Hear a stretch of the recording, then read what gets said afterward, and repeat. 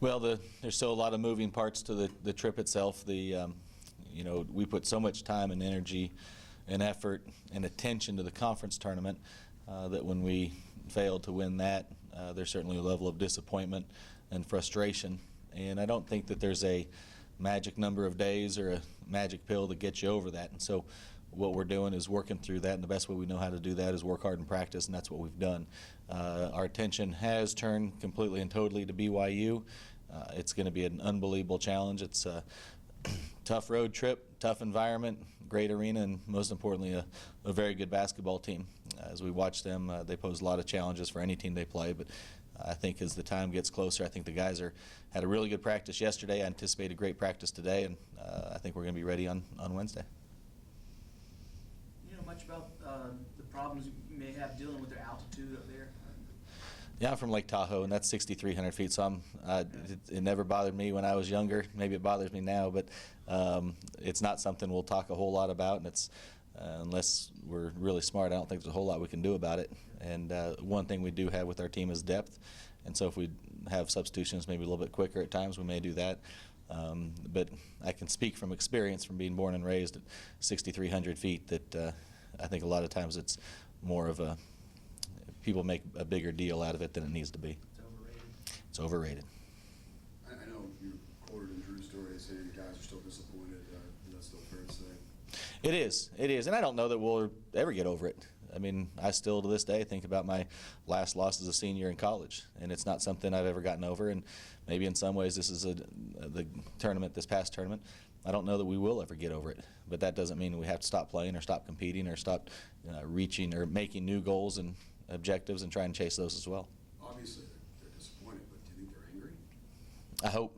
I hope to a certain extent the disappointment can turn to a level of anger and a desire to try and make things better the best we possibly can. We can't go back and change what happened last week, but we are in a position we can make whatever we want to happen moving forward with this season. What kind of matchup problem is Collinsworth for you guys? Well, that's tough. I mean, at the point, player of the year kind of guy, 6'6", can be in the post, can play on the perimeter, handle the basketball. He can do so many different things that we'll really look and evaluate what the best matchups are. How do you defend them? Do you double them? Do you play one-on-one? Do you play with size on them? Do you play with quickness on them? And so he's a guy, and it's not just UAB. Anybody that plays against him is going to have a matchup problem with him. It's going to be, I don't know if you rank him or not, but one of the toughest, maybe the toughest challenge you've had this year from a coaching standpoint, getting these guys ready to play, knowing that this is obviously not at all what you wanted. Well, there's challenges to the situation, whether it's travel, whether it's a quick preparation for a very tough team. It's playing a team on their home court with a great arena and a great crowd, and then refocusing our energy to the NIT. But all of those obstacles are simply that, obstacles. I mean, let's look at the big picture here. We have an opportunity for this team to stay together, enjoy each other's company on the road trip, enjoy playing with each other on the court, and have a chance to try and chase another championship. And that's the way we're looking at this, and we understand it's going to be a heck of a challenge, but we need to embrace the idea that this is a good thing, and we're going to do everything we can to make it a really positive experience. You guys are so kind of tuned into having the Conference USA tournament at home and everything. Could it be a good thing going on the road? Absolutely. I mean, I don't know how things are going to work out. I don't know how our guys are going to respond necessarily in practice today, but I've talked a lot about we have kids that are good kids that are bought into what we're doing, and the message is going to be clear that we're going to go play a great game Wednesday night. In some ways, going on the road does eliminate distractions. You don't have your family and friends close. You don't have distractions that you will have in your hometown, and so we will hopefully be able to use it as a positive. And again, there's a lot of inherent issues and problems and difficulties with this game, but it's still basketball at the end of the day, and it is an opportunity to focus in and really narrow our focus to just playing the best UAB can play.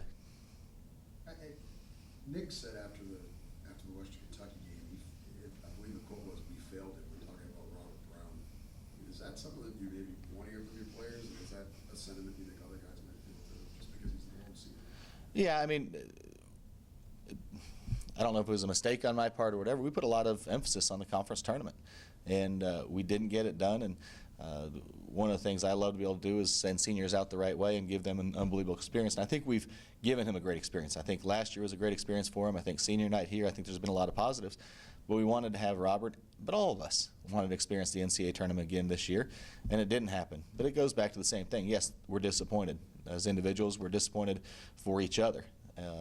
But at some point now, we got to turn the page and get focused. So LSU decided not to play any postseason when they didn't get selected. Would that have ever crossed any of you guys' mind? No. We were the NIT is a big deal. I mean, UAB has never won an NIT, never won a national championship, and this is a national tournament that we have a chance to compete at a very high level against some great teams. And there was never a sentiment or a thought of, oh, well, do we want to play? Heck no. This is an opportunity and a positive thing. I have to ask, with the bracket coming out, being on the same side as Alabama, I know that's a long way off, but is that something you noticed, and have you noticed there's been some chatter about it among fans on social media?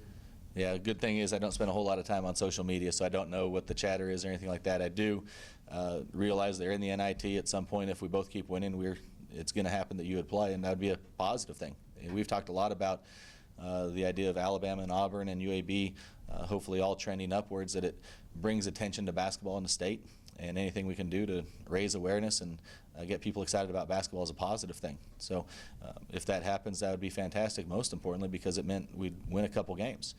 So if that happens, it happens. But right now, I mean, truthfully, our focus really is on this trip tomorrow. When you were watching the selection show, did you have an idea this is where the seeding we should, or did 7 just come out of the blue? Did you think it was too low, too high? Any idea? I don't know enough about it in terms of the seeding. I think that the whole field of the NIT teams is really a tightly bunched field in terms of abilities. And do I think we could get a higher seed? Certainly, but again, I'm not an expert in terms of how they seed teams and how they decide where to send teams, and so I'm not going to waste my time worrying a whole lot about it.